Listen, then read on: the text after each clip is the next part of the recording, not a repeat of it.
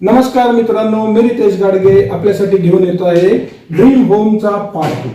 Part 1 मध्ये आपण बघितलं होतं की होम लोन कधी आणि केव्हा काढले पाहिजे। तर आता आपण बघूया ज्यांनी ज्यांनी होम लोन काढलं आहे त्यांच्यासाठी हा व्हिडिओ खास करून आहे। तर यामध्ये मी तुम्हाला सांगणार आहे की इंटरेस्ट फ्री होम लोन कसे घ्यायचे।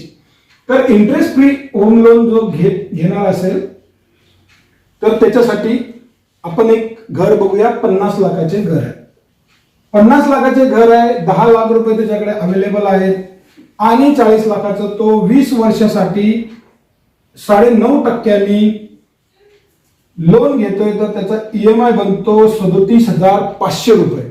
37,500 रुपये ईएमआय बनतोय। तर त्याचा टोटल इंटरेस्ट पे होतोय बँकेला 49,48,000 रुपये, म्हणजे जवळपास 49.5 लाख रुपये त्याचा पे होतो आणि टोटल मिळून 89,50,000 म्हणजे अप्रॉक्स 50,000 तो पे करतोय आणि हे 10 लाख परत वरनं आपले जे डिपॉझिट 10 लाख। तर त्याचा पूर्ण घराचा कॉर्पस बनतोय 1 CR। तर आता बघा यामध्ये आपण इंटरेस्ट 49 लाख रुपये देत आहे। तर हे इंटरेस्ट फ्री होम लोन कसं अवेल करायचंय ते मी तुम्हाला सांगते। ज्या दिवशी तुम्ही ईएमआय स्टार्ट करता त्या दिवशी ईएमआयच्या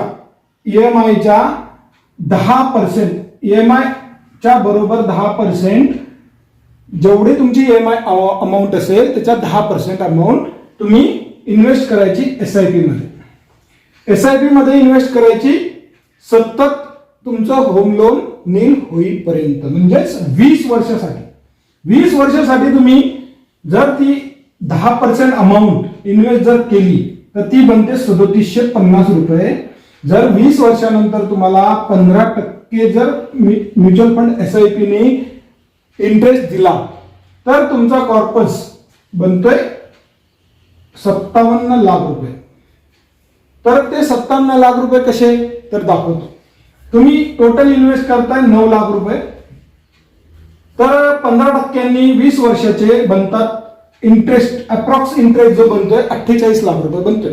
तर 48 लाख रुपये जर तुमचा इंटरेस्ट बनला तर बघा तुमचं इंटरेस्ट फ्री होम लोन बनतंय।